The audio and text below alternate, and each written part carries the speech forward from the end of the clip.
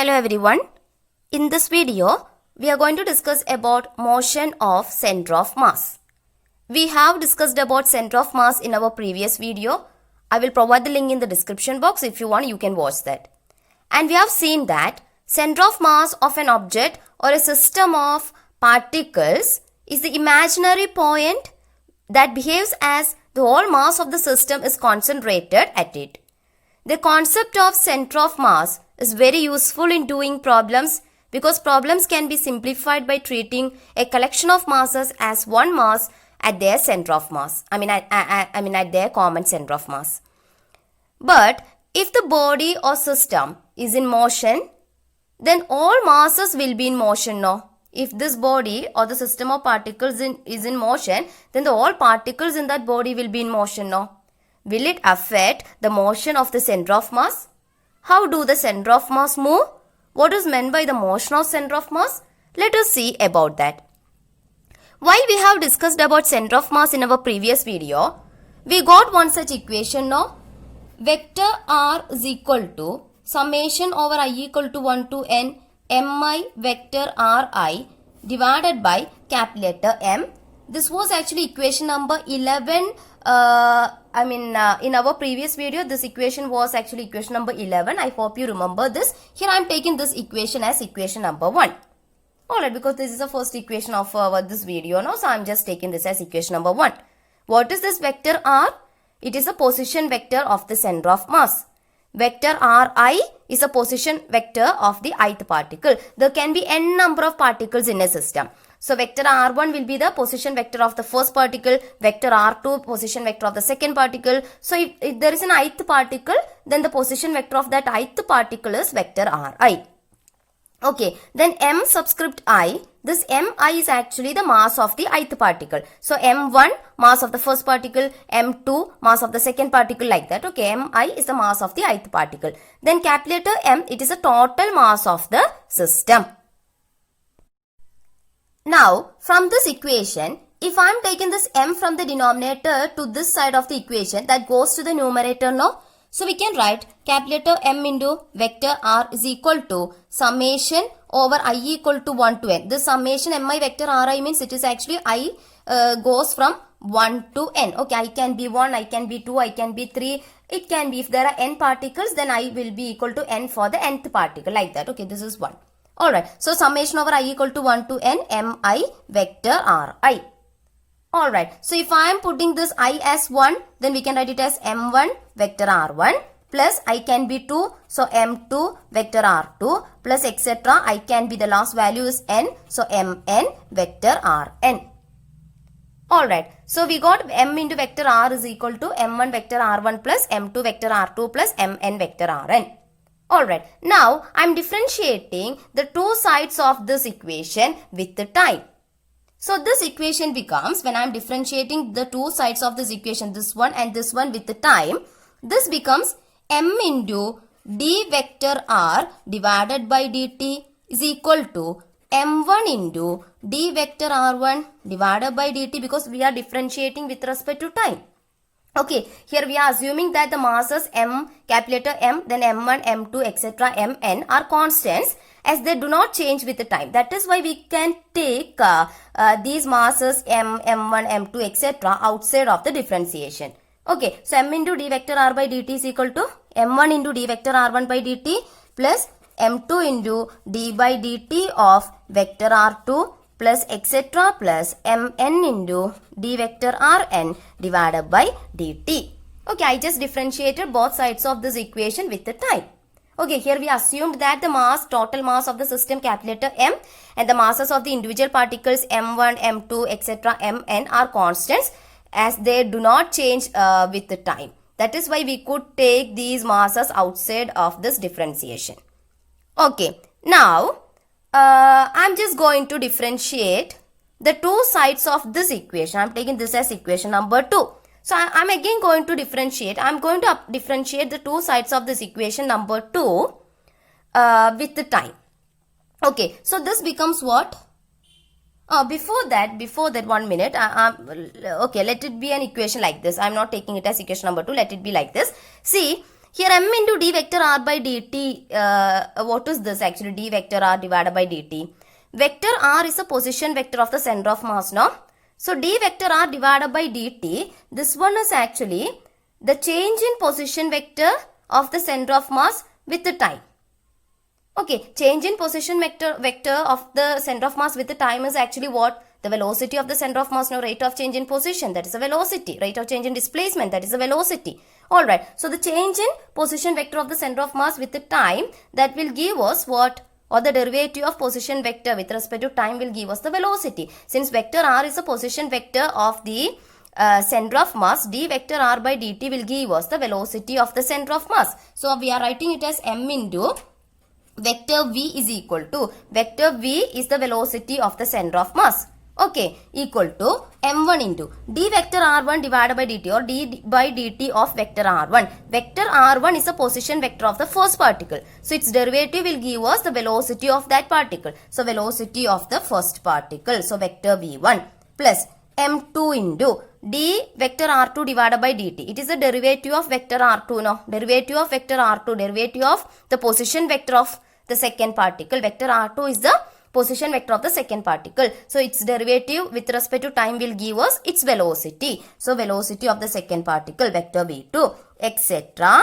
mn into derivative of the position vector of the nth particle with the time will give us the velocity of the nth particle. So vector vn. Okay, I am taking this equation as the second equation, equation number 2. Now we are going to differentiate the two sides of this equation number 2 with respect to time.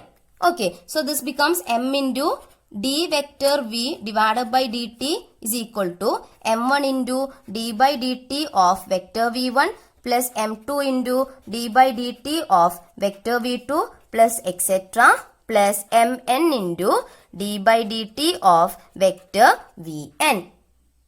Alright, so when we have differentiated the two sides of this equation number 2, we are getting one such equation here. Alright, so this is actually d vector v divided by dt is what? Vector v is the velocity of the center of mass. So it is the rate of change in velocity, no, with the time. Rate of change in velocity with the time is what? Acceleration. So d vector v divided by dt gives us the acceleration of the center of mass of the system of particles, because vector v is the velocity of the center of mass, no? So d vector v by dt will give us the acceleration of the center of mass. Let it be capital letter A. So we are writing it as m into vector A. Okay, vector A, capital letter A is actually the acceleration of the center of mass. Alright, so m into vector A is equal to m1 into d by dt of vector v1. It is also the rate of change in velocity with the time. So it is the acceleration. Here the velocity is the velocity of the first particle. So this rate of change in velocity with respect to time will give us the acceleration of the first particle. I am taking it as small letter a1. So vector a1. Acceleration is a vector quantity. Okay. Plus m2 into d vector v2 by dt will give us the acceleration of the second particle. Plus etc. plus mn into the rate of change in velocity of the nth particle with respect to time will give us the acceleration of the nth particle. So vector an.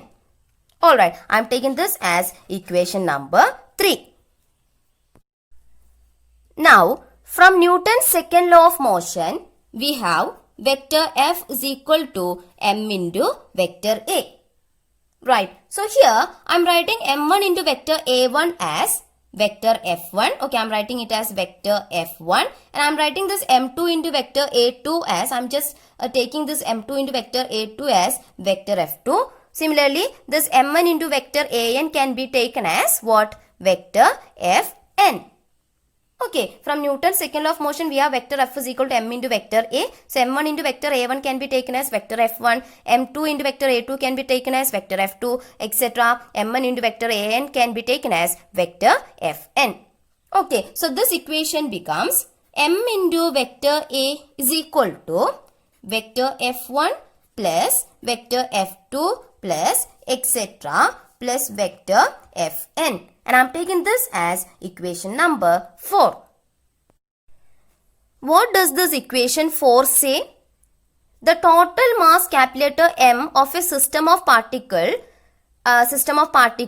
times the acceleration vector A of its center of mass is the vector sum of all the forces acting on the system of particles.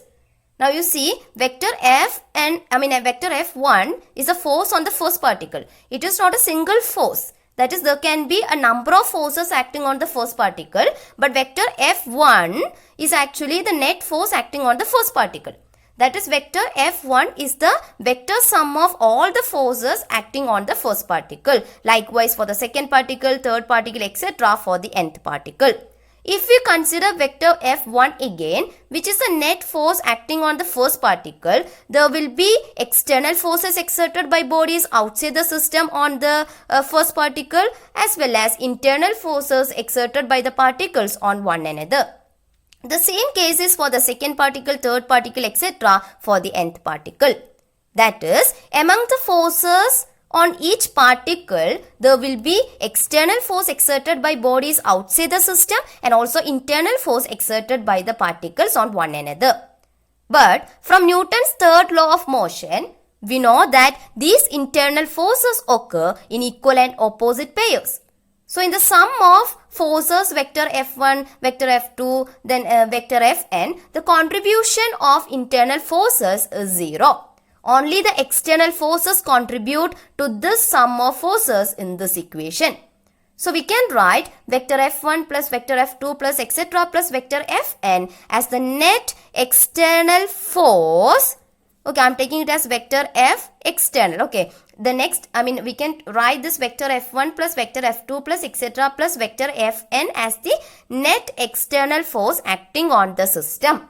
Okay, so we can write this equation m into vector A is equal to vector F external. Alright, I am taking this as equation number 5.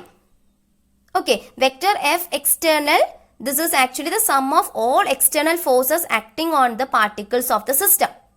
Okay, the LHS of this equation actually represents the motion of the center of mass. Okay, with an acceleration vector A. M into vector A is the force on the center of mass. And that is equal to what? Vector F external. That is, RHS is the sum of all the external forces acting on the particles of the system. So what does this equation state? This equation states that the center of mass of a system of particles moves as if all the mass of the system was concentrated at the center of mass and all the external forces were applied to that point. So from this, we understood one thing, that to determine the motion of the center of mass, we need to know only about the external forces. No knowledge of internal forces of the system of particles is required for this. Right. To talk about the motion of center of mass, or to obtain this equation number 5, we don't want to specify the nature of the system of particles. That is, a system may be a rigid body which has either pure rotational motion or a combination of rotational and translational motion, or the system may be a collection of particles in which there may be all kinds of internal motions. But whatever is the system and the motion of its individual particles, the center of mass moves according to this equation.